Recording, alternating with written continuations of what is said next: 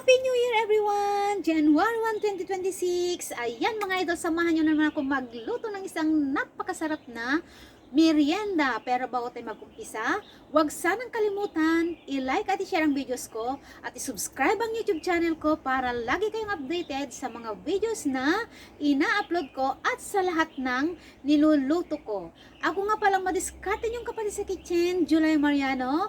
And welcome again sa aking YouTube channel, OFW Diskarte Cooking Ideas.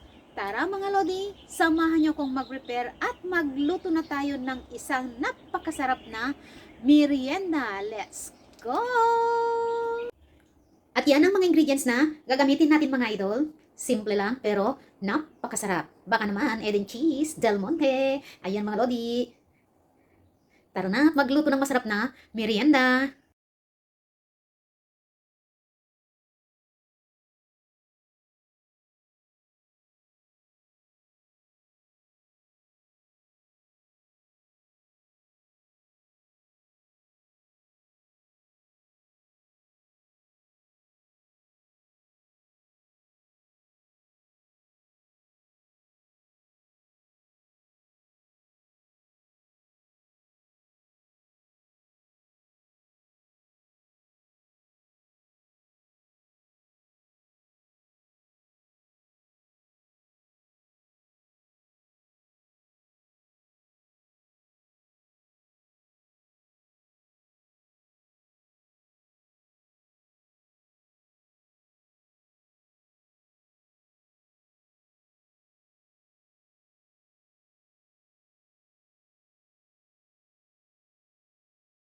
Magtunaw tayo ng 1 bowl ng cornstarch mga lods para equal ang size nilang lahat. Ayan mga lodi.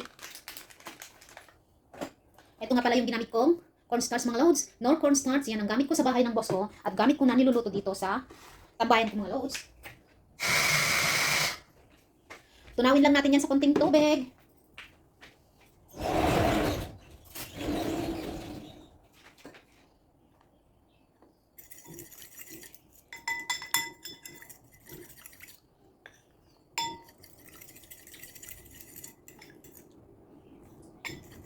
Ayan mga idol, easy lang siyang ma-dissolve mga loads. Lagyan na natin lahat yung ating cornstarch.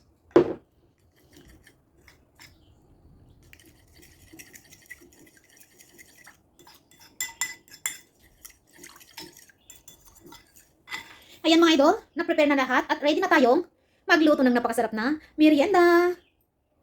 Magluto na tayo mga idol.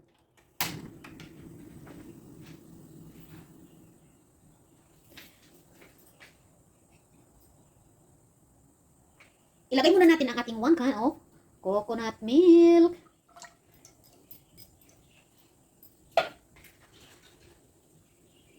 Ang ating carnation ebap.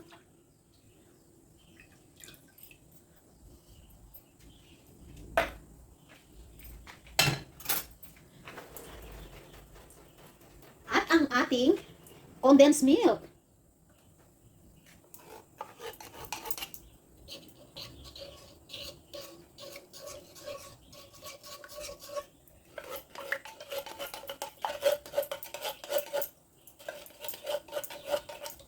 Ayan mga idol, hindi na ako maglalagay ng added sugar para hindi siya masyadong matamis at katamtaman lang yung tamis mga lods. Iwas diabetes. Ayan mga lodi, 1 can of condensed milk is enough. No need to add anything. Ayan mga idol, ilo-fire lang natin at hintayin natin kumulo ng konti. Then ilagay na natin yung ating mga sahog. Pwede na natin ilagay ang ating corn cream. Ang ating Del Monte corn cream.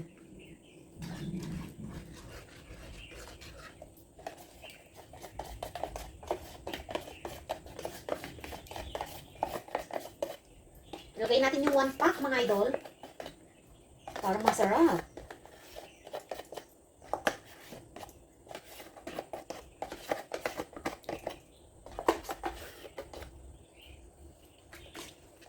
Ihalo lang natin mabuti.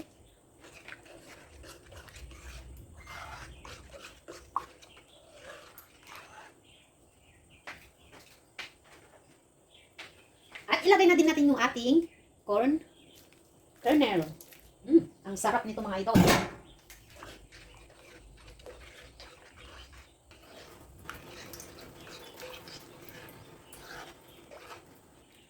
Hintayin natin kumulo ng konti at ilagay na natin yung ating flour. Kumukulo na at pwede na natin ilagay yung ating flour. Slowly, naka-low fire lang. Pag nagluluto ka ng mahablang ka mga idol, dapat naka-low fire lang yan para hindi santong paspasan. Slowly. Ayan mga loads.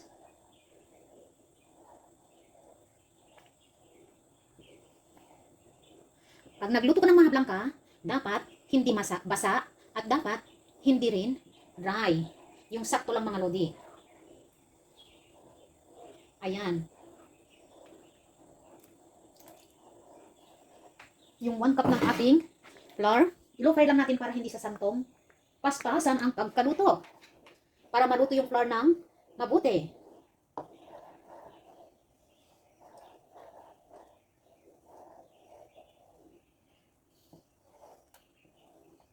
O, di ba mga idol? Ang ganda ng pagkaluto. Low fire lang yan. Ihalo-halo natin para hindi siya dumikit.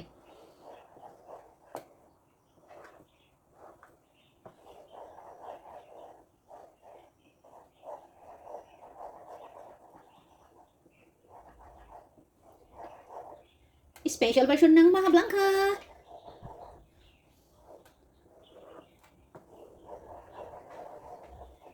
Ihalo-halo lang natin para malutong mabuti yung flour mga idol. Ang bango.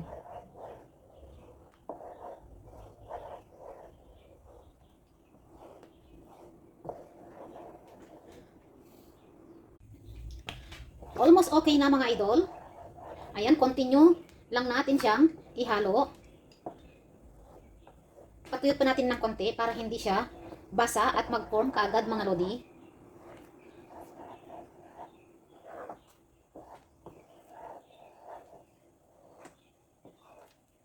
Ang sarap naman talaga ng ating maha Blanca.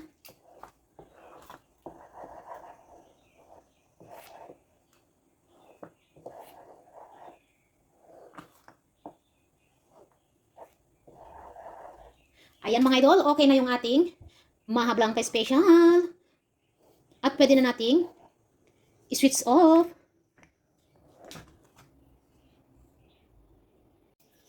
Ilagay na natin sa ating lalagyan. Oh, I need 2 hands.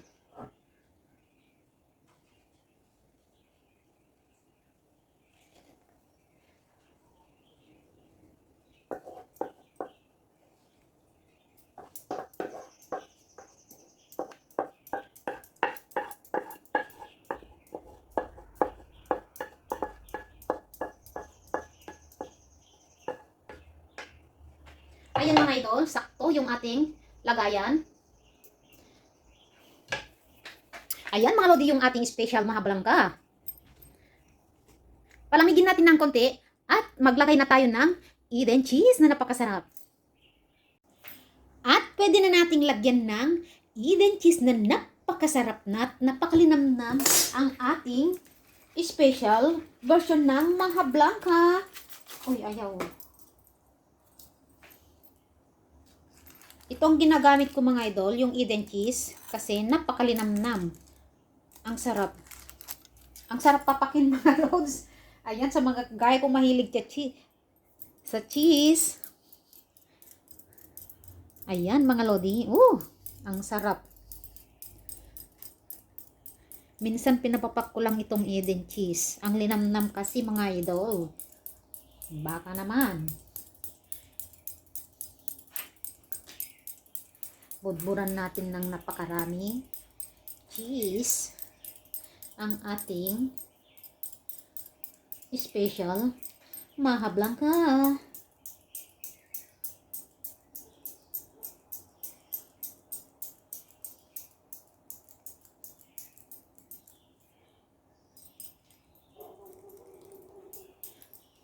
Yung maha Blanca na mga ginawa ko na latest mga lodi, Nagdiskarte lang ako doon. Ito talaga yung special version ng Maha Blanca.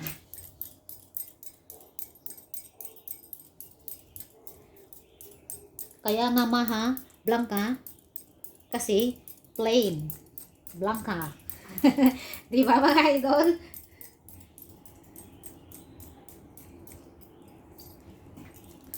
Gusto ko lang dumiskarte sa mga una kong ginawa. Gusto ko lang gamitin ang aking galing sa pagluluto kung hanggang saan ang kaya kong gawin mga loads. Ganyan ako pag may gusto akong gawin.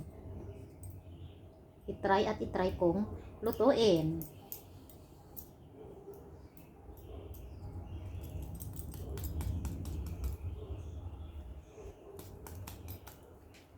Ayan mga loads yung ating Maha Blanca na napakasarap. Yes. At yan ang ating special version sa niluto nating Maha Blanca mga idol. Ang bango. Ang sarap nito mga idol. At sakto-sakto lang yung mga ingredients na nilagay ko mga lodi. Ayan, maraming salamat sa lahat ng nanonood at manonood pa ng mga videos ko. Maraming salamat mga idol. Huwag sanang kalimutan i-like at i-share ang videos ko at i-subscribe ang YouTube channel ko para lagi kayong updated sa mga videos na ina-upload ko at sa lahat ng niluluto ko. Ayan mga lodi, special version natin ng Maha Blanca na napakasarap. Maraming salamat sa inyong lahat at sa lahat ng suporta nyo. Salamat mga idol. Bye! Ayan mga idol, tikman natin yung Maha Blanca na ginawa natin mga loads. Kung gaano kasarap.